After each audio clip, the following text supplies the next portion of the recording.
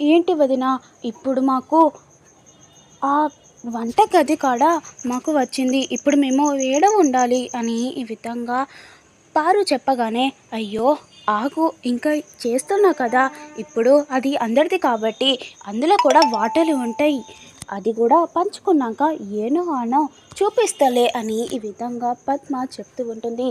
సరే వదిన, ఇప్పుడు మామిడి తోట కోసం చెయ్యి అని ఈ విధంగా అడగగానే, ఆగు పారు చేస్తున్నా కదా అని ఈ విధంగా చెప్తూ ఉంటుంది.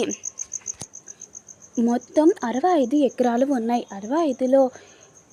65 ఎకరాలు ఉంటే మాకు 25 ఎకరాలు వస్తాయి కదా వదిన అని ఈ విధంగా పారు చెప్పగానే, ఎందుకు నోటు చేస్తున్నావు, మనం పెన్ను పేపర్ ఉంది కదా, మొత్తం ఎంత వస్తుందో చేస్తాను ఆగు, నువ్వెందుకు నోటి లెక్కలు చేస్తున్నావు అని ఈ విధంగా పద్మ చెప్తూ ఉంటుంది. సరే వదిన చెయ్యి అని ఈ విధంగా చెప్పగానే ఇక పద్మను పారును చాలా కన్ఫ్యూజ్ చేస్తూ ఉంటుంది పద్మ. ఇప్పుడు ఆడపడుచును కాబట్టి నాకు కూడా అందులో వస్తుంది, ఇప్పుడు రఘురామ్ గారికి కూడా వస్తుంది కదా, ఇప్పుడు జానకి కూడా తనకు ఆస్తుంది కదా, తనకు కూడా వస్తుంది, ఇప్పుడు వాళ్ళందరి ఎవరికి వస్తాయి, రామకి కదా, రామ అంటే ఎవరు, నా కోడలు కదా, అదంతా నాకే వస్తుంది. సరే వదిన, ఇప్పుడు నాకు ఎంత వస్తుంది, మొత్తం కలిపితే నీకు 3 ఎకరాలు వస్తున్నాయి.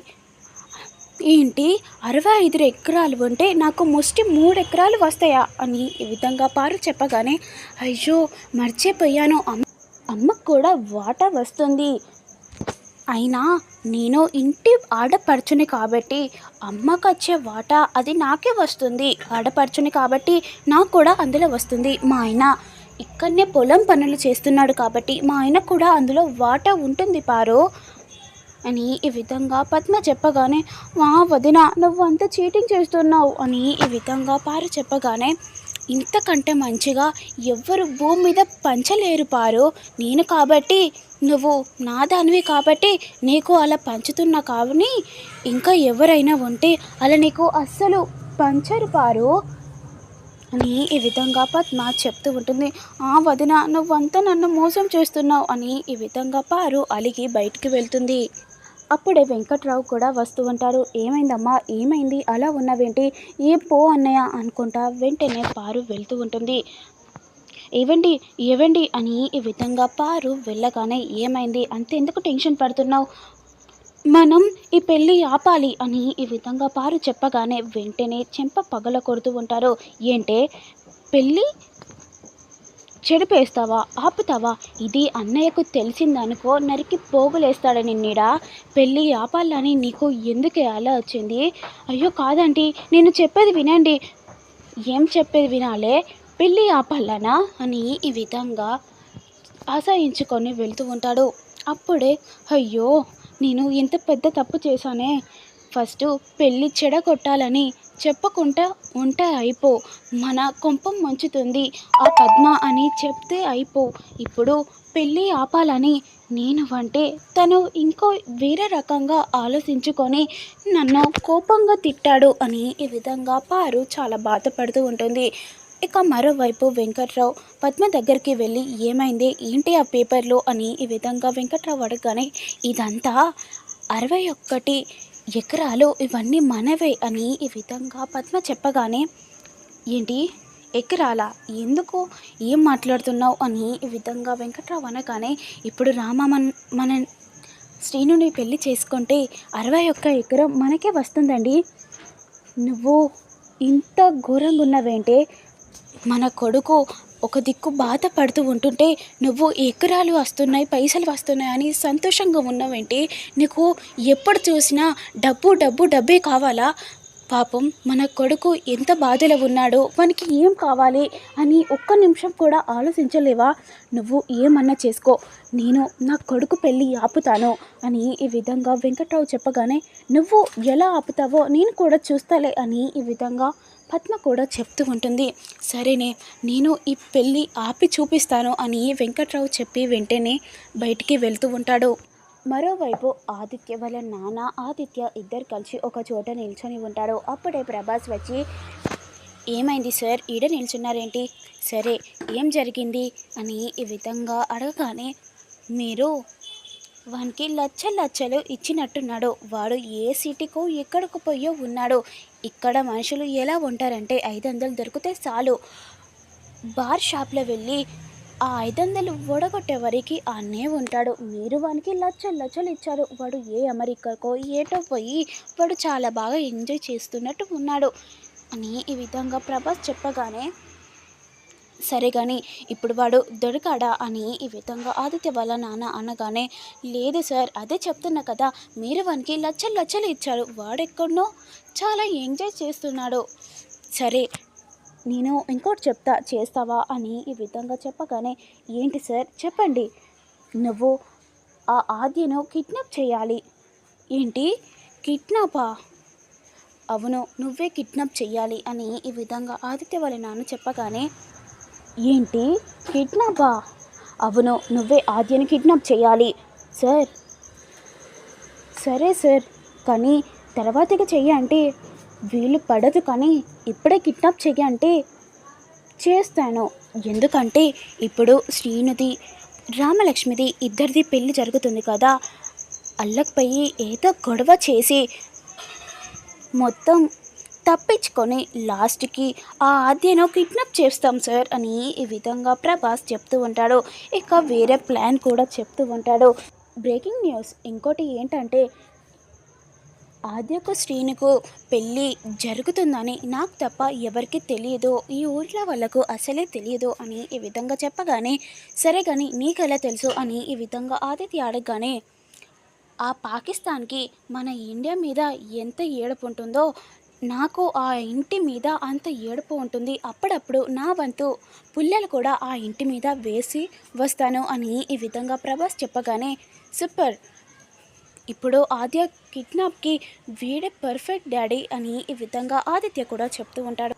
సరే నువ్వే ఆద్యను కిడ్నాప్ చేయాలి అని ఆదిత్య వాళ్ళ నాన్న కూడా చెప్తూ ఉంటాడు. మరోవైపు పారు తెచ్చావా నిన్ను తెమ్మన్నది అని ఈ విధంగా పద్మ అడుగుతూ ఉంటుంది. తెచ్చాను వదిన అని ఈ విధంగా పారు చెప్పి ఆల్కహాల్ చూపిస్తూ ఉంటుంది. సరే ఇంతకంటే పెద్దది లేదా అని ఈ విధంగా అడగగానే, ఏంటి వదిన నీకు ఆస్తి వస్తుందని సంతోషంలో ఇది తాగుతావా ఏంటి అని ఈ విధంగా పారు చెప్పగానే, ఏహే కాదులే ఇది మీ అన్నయ్యకో. ఏంటి వదిన అన్నయ్యక? అన్నయ్య తాగొస్తేనే పెద్ద గొడవ చేస్తావు, అట్లాంటి దానివి నువ్వు అన్నయ్యకు ఇది ఇస్తావా? అవునే, ఇప్పుడు ఇది ఇచ్చాననుకో తాగి పడుకొని ఉంటాడు, లేదంటే పెళ్ళి ఆపేస్తానని నాకు శపథం చేశాడే. అవునా అని ఈ విధంగా పారు కూడా చెప్తూ ఉంటుంది. ఇక వెంటనే పద్మ ఆ ఆల్కహాల్ పట్టుకొని వెంకట్రావు దగ్గరికి వెళ్తూ ఉంటుంది. ఏవండి ఏంటి అంత ప్రేమగా పిలుస్తున్నావేంటి? నువ్వు ప్రేమగా పిలిచావనుకో ఏదో ఉంటుంది అని ఈ విధంగా వెంకట్రావు చెప్తూ ఉంటాడు. ఏవండి నీకు ఒక్కటి పట్టుకొచ్చాను, ఏంటే? ఇదిగో చూడండి అని ఈ విధంగా ప్రేమగా పిలిచి ఆ ఆల్కహాల్ని వెంకట్రావుకి చూపిస్తూ ఉంటారు. ఏంటి ఇది నాకా? అవునండి, అవును నీకోసమే, నీ మీద ఒట్టు అని ఈ విధంగా పద్మ చెప్పగానే, ఏంటి నా మీద ఒట్టేస్తున్నావంటే ఏదో ఉంది, కాదు నా మీద ఒట్టు సరేనా అని ఈ విధంగా చెప్తూ ఉంటాడు. ఇక వెంటనే వెంకట్రావు కూడా తాగే టైంలో, అమ్మా దొంగదానివే నువ్వు, ఇప్పుడు ఇది తాగి నేను కింద పడుకొని ఉంటే ఈ పెళ్ళి జరుగుతుందనే కదా నీ ప్లాను, నేను అస్సలు తాగను అని ఈ విధంగా వెంకట్రావు చెప్పగానే, ఏ కాదు నీకోసం నేను ప్రేమగా పట్టుకొచ్చాను, నేను ఎప్పుడో ఒకసారి తాగుతేనే పెద్ద గొడవ చేస్తావు, అట్లాంటి దానివి నువ్వు మందు పట్టుకొచ్చావంటే నేను ఎలా నమ్ముతానే, నేను ఈ మందు నేను అస్సలు తాగను అని ఈ విధంగా వెంకట్రావు చెప్తూ ఉంటాడు. వామ్మో ఇప్పుడు ఎంతో ప్రేమ అయినా ఈ మందే తాగనంటున్నాడు, ఎంత గట్టిగా అనుకుంటున్నాడో ఏమో పెళ్ళి ఆపాలని అని ఈ విధంగా పద్మ మనసులో అనుకుంటూ ఉంటుంది. మరోవైపు వెంకట్రావు మాత్రం చాలా ఆలోచిస్తూ ఉంటాడు. ఈ పెళ్ళి ఎలా ఆపాలి, వాని లోపలనే కుమిలి వాడు ఏడుస్తూ ఉన్నాడు, నేను ఈ పెళ్ళి ఎలాగైనా ఆపాలి అని ఈ విధంగా చాలా గట్టిగా ఆలోచిస్తూ ఉంటాడు. వెంకట్రావు దేవుని దగ్గరికి వెళ్ళి, దేవుడా నాకే నువ్వు సాయం చెయ్యాలి దేవుడా. ఇన్ని రోజులు నీ దగ్గరికి వచ్చి చెయ్యిలెత్తి ఎప్పుడు మొక్కలేదంటే నువ్వే అలా రప్పించలేదు. ఇప్పుడు నువ్వు రప్పించుకున్నావు. నువ్వు నాకు సాయం చేయాలి దేవుడా అని ఈ విధంగా వెంకట్రావు అడుగుతూ ఉంటాడు. దేవుడా, నా కొడుకు పెళ్ళి ఆగేటట్టు చూడు దేవుడా. నా కొడుకు పెళ్ళి ఎట్టి పరిస్థితుల్లో కూడా పెళ్ళి అవ్వనేకూడదు అని ఈ విధంగా కోరుకుంటుంటే వెనకాల రఘురాం కూడా వస్తూ ఉంటాడు. ఏంటి ఈయనన్నీ విన్నాడా ఏంటి అని ఈ విధంగా వెంకట్రావు చాలా టెన్షన్ పడుతూ ఉంటాడు. అప్పుడే వెక్కిళ్ళు కూడా వస్తుంటాయి. దేవుడా, ఏంటి దేవుడా, నాకు వరం కావాలంటే పైకి పోయే చూపిస్తున్నావేంటి అని ఈ విధంగా అనగానే అప్పుడే వెక్కిళ్ళు కూడా వచ్చి, ఏమైంది బావగారు అని ఈ విధంగా అడగానే, అంటే నువ్వు అన్నీ విన్నావా అని ఈ విధంగా అనగానే, నేనెందుకు విన్నాను, ఏం విన్నాను అని ఈ విధంగా రఘురాం అనగానే, అమ్మయ్య దేవుడా, ఏం వినలేదు అని ఈ విధంగా రఘురాం అనుకుంటూ ఉంటాడు. సరే, వెక్కిళ్ళు వస్తున్నాయి కదా పద్మ అని రఘురాం పిలుస్తూ ఉంటాడు. అప్పుడే పద్మ కూడా వాటర్ పట్టుకొని వస్తుంది.